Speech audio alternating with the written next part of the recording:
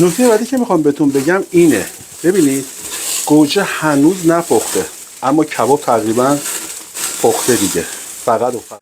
امروز میخوام براتون کلک رستوران ها برای نرم کردن و آبدار بودن کباب کوبیده رو فاش کنم.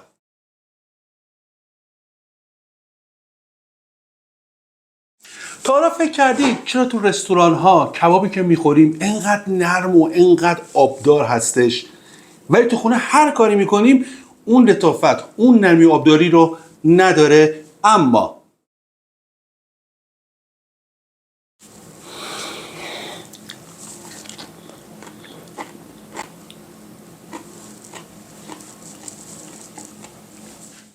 اماش اینجاست که بیرون وقتی کوبیده میخوری تا 1-2 ساعت بعد از اینکه غذا رو میل کردی، رفلکس معده بوی دنبه و پیاز اینا احساس میشه، اما کوبیده که تو خونه درست میکنیم این اتفاق براش نمیفته. دلیلش چیه؟ ویدیوی امروز این کلک رو برای شما فاش خواهد کرد.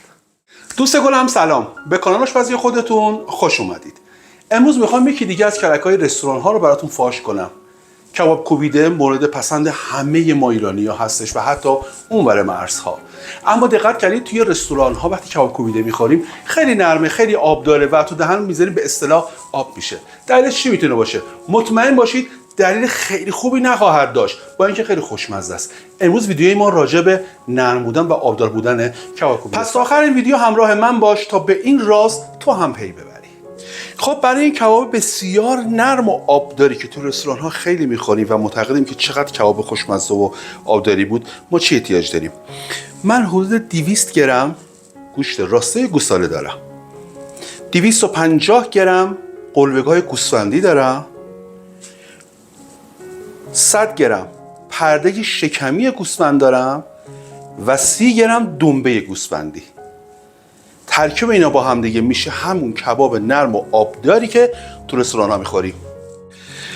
خب دوستای گلم، میریم برای چرخ کردن. طبق توصیه قبلی که بهتون کردم و بازم تاکید میکنم، چرخهای خونگی. ببینید این چرخ گوشت خونگی من قدیمی‌تر دیگه نداریم ما، این دیگه قدیمی‌تر، فکر کنم مال حداقل 25 30 سال پیش باشه. حالا گوشتتون رو حتما بذارید فریز بشه، یه مقدار قشنگ سفت خودش رو بگیره. در این صورت به راحتی همه رو چرخ کنه و هیچ مشکلی براش پیش نمیاد. اما گوشت تازه رو متاسفانه اینا بهشون خیلی فشار میاد، موتور ضعیفی دارن. حالا بریم همین رو با هم چرخ کنیم تا بهتون بگم بعدش.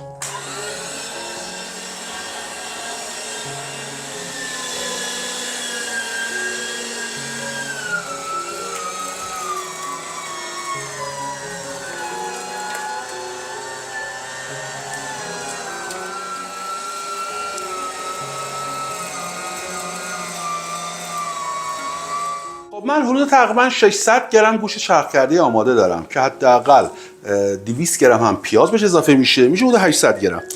یه قاشق چایخوری پر بهش نمک میزنم، حدود تقریبا 7 گرم میشه. این نمکش. نصف قاشق چایخوری هم فلفل سیاه حدود 2 گرم. برای این مقدار من 1 گرم هم جوش شیرین استفاده میکنم. در مورد استفاده از جوش شیرین دوستای گلم، قبل از اینکه هر سوالی مطرح کنید یا هر انتقادی میکنید، من مطالب علمی و ثابت شده درباره جوش شیرین رو براتون تو دیسکریپشن میذارم، اون رو مطالعه بفرمایید، بعد هر سوالی داشتید از من بپرسید. فقط همینجا تو میگم که ما 2 مدل جوش شیرین داریم، یا باید جوش شیرینی که استفاده میکنیم حتما باید جوش شیرینی که استفاده کنیم برای غذا فود گرید باشه. اگه تکنیکال گرید باشه برای استفاده صنعتی ازش استفاده میکنن. پس دقت کنید وقتی با جوش شیرین تهیه کنید حتما فود گریدش رو بگیرید، یا تاکید کنید که حتما برای غذا میخوام. معمولا داروخانه ها دارن، بعضی از عطاری های معتبر هم میارن.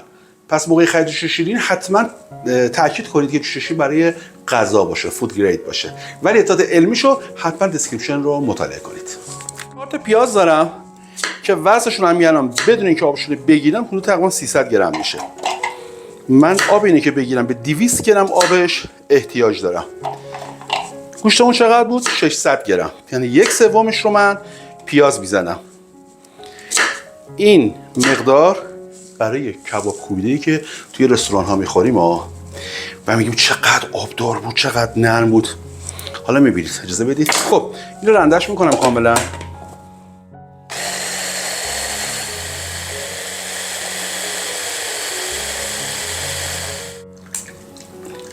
برای یک کباب خوشمزه ترد و آبدار، آب پیاز کلا خشک نکنید، توفال پیازش نکنید.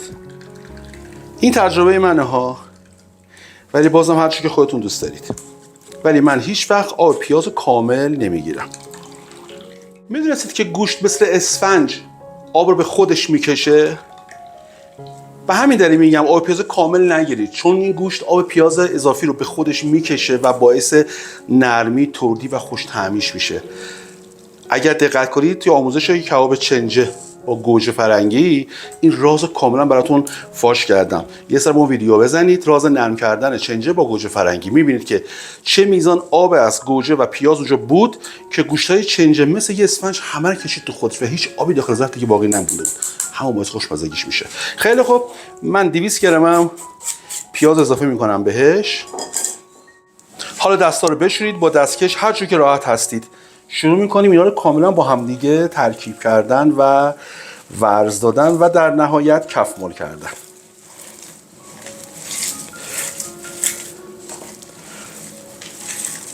برای کباب خونگی شما اگر با چرخ گوشت خونگی چرخ کنید همون یک بار چرخ کافی هستش، نیازی به 2-3 بار چرخ کردن نیست، چون چرخ گوشت خونگی این دندانه هاشون کبریتی و ریز هستش و همون یه بار کاملا کفایت میکنه، نیازی که چند بار چرخ کنید.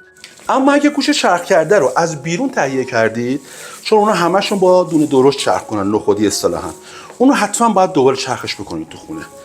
برای اینکه شما کباب خوبی داشته باشید حتما باید با دنده سوزنی یا کبریتی چرخ بشه، حالت خمیری بگیره گوشت به خودش.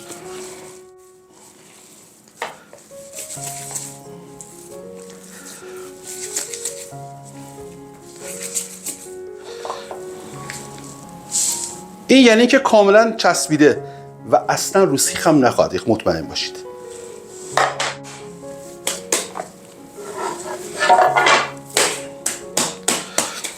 وقتی که کف مال کردنتون کاملا تمام شد، روش رو بکشید و بهش اجازه بدید 1 ساعت داخل یخچال استراحت کنه. بریم و برگردیم آموزش سیخگیری و بعد پختش که مهمترین بخش کباب کوبیده همین پختش هستش. بریم و برگردیم. خیلی خوب، مایه کوبیده من استراحتش رو کرد. من گوشم داخل یخچال و 2 ساعت استراحت کرد. این استراحت برای مایه کوبیده خیلی مهمه ها. میدونی دلیل عمده‌اش چیه؟ دلیل عمده‌اش اینه که این 2 ساعت باید داخل یخچال بمونه تا اسید عالی پیاز و جوش شیرینی که بهش اضافه کردیم کار خودشون رو بکنن و نفوذ پیدا کنن به بافت‌های ریز و کوچیک گوشت. پس حتما این استراحت رو بهش بدید اگر می‌خواید طعم خوشمزه داشته باشید. اینو فراموش نکنید. خیلی خوب، میریم برای سیخگیری این کباب خوشمزه اما چرب. مثل همیشه برای کوبیده سیخ گرفتن سیختون خیس نباشه، چرب نباشه، گرم هم نباشه، کثیف هم نباشه. دستتون رو کاملا خیس کنید و مقدار مایه کوبیده که احتیاج دارید 100 گرم، 120 گرم، 150 گرم، 200 گرم، این دیگه انتخابش با خودتون هستش. اون مقدار رو جدا کنید ازش و داخل دستتون بهش حالت دوک بدید. خیلی خوب، سیخو میذارم وسط، 4 انگشت از بالا یا 5 سانت خالی میذارم. سیخو اینقدر فشار میدم تا گوشت رو ببره، اما کف دستمو احساس نکنه. دقت داشته باشید اولین مرحله این که گوشت شما به سیخ وایسه. این خیلی مهمه. مرحله بعدی نقش انداختنه. حالا با این انگشت ها، این نه، اینا رونده رو به پایین هدایت کنید. از هر دو طرف این کار انجام بدید.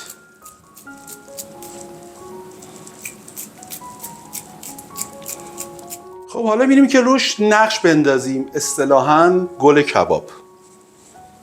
گل کباب فقط با 60 اتفاق میفته. میذاریم اینجا 1 2 3 4 5 6 7 8 9 10 11 12 13 14 15 16 17 18 و 19. این شمارش کباب یا شمارش گل به ما کمک میکنه تا کبابمون به یه اندازه باشه. این کباب ما چقدر خوشگل شده. خیلی خوب. گلم دیدید ما 600 گرم مجموع گوشت چربی داشتیم، 200 گرم هم بهش پیاز آب گرفته اضافه کردیم، شد 800 گرم. از 800 گرم 2 تا سیخ می‌بینید این طول سیخ‌های ماست که خیلی استاندارد و خیلی عالی هستن. من 2 سیخش رو درست کردم، چون بیشتر درست کنم اسراف میشه و این حجم از گوشتم هنوز مونده. یعنی راحت این حجم از این گوشت 4 تا سیخ دیگه اینجوری به من خواهد داد. یعنی با 800 گرم 6 تا سیخ 150 گرم تقریبا در آوردیم و این به نظر من خیلی مقبول به صرفه هستش. کباب بسیار سالمیه ها، این کلک سالمیه، اما بیشترش چربی میچربه، چون هم قلبگاه چربه، هم دنبه زدیم و هم از چربی گوسفندی استفاده کردیم. من چربی گوسفندی رو میخرم کیلویی 50,000 تومان. قیمتش خیلی بسیار است. برای همین خیلی از رستوران ها از چربی استفاده میکنن برای اینکه حجم گوشتشون رو زیاد بکنن. خیلی خوب، میریم برای پختش که من یه توضیح بهتون بدم که پخت خیلی مهمه تو اینکه کبابمون چقدر نرم یا چقدر آبدار بشه. موقع پخت بهتون توضیح میدم. بریم و برگردیم. ببینید دوستای گلم، نکته مهم اینه که وقتی کباب کوبیده رو گذاشتید روی منقل، چه زغال چه گاز، اولش به طور هر 7 ثانیه یک بار برش گردونید. هر 7 ثانیه یک بار. اگر بیشتر بمونه گوشت سبک و سنگین میشه و احتمالی که از سیختون بریزه خیلی زیاده. این نکته رو حتما دقت داشته باشید. پس هر 7 ثانیه یک بار برش میگردونیم تا هر دو طرف گوشت به طور یکسان توسی بشه و رنگ عوض کنه. اگه دقت کنید میبینید همینجوری روغن رو ازش میشه که روی سفید شدنی منقل. از همین الان شروع شد دود کردنش. پس اگه میخواید کبابتون نرم و آبدار باشه باید خوب چربش کنید.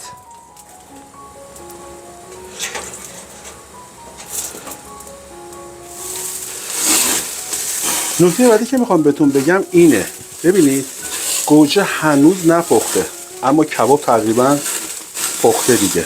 فقط هم به خاطر اینکه چربیه. این چربی‌ها هستن که خیلی سریع برشته میشن و روش حالت برش سوخته به خودش میگیره. پس فراموش نکنید کباب‌هایی که بی‌نظیر رو میخورید بیشترشون چربیش درصد بالایی داره.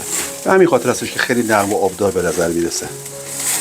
خب دوستای گلم، اینم کبابای بسیار نرم، چرب و آبدار ما.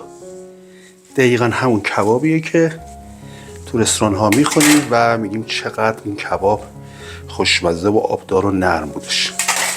خب دوستای گلم، اینم کباب چرب، نرم و آبدار. آموزش امروز ما هم اینجا پایان رسید. اگر نظرتو جلب کرد، خوشت اومد، نقطه نظر خاصی داری، برام لایک کامنت بذار، نظرتو بهم بگو. من به صورت معرفی بکن، بذار کانالمون هر روز بزرگتر بشه. قبل از اینکه خداحافظی کنم، نرمی و آبداری کبابم تست بکنیم و بعد همه شما رو به خدای بزرگ میسپارم تا آموزش بعد. خدا نگهدار. آقا از دیزاینش خوشم نیومد، بشقابش رو عوض کردم. این شد دیزاین اصلیمون. حالا قرار شد تست کنیم نرمی و آبداریش. ببینید بچه‌ها، الان فشار میدم ببینید.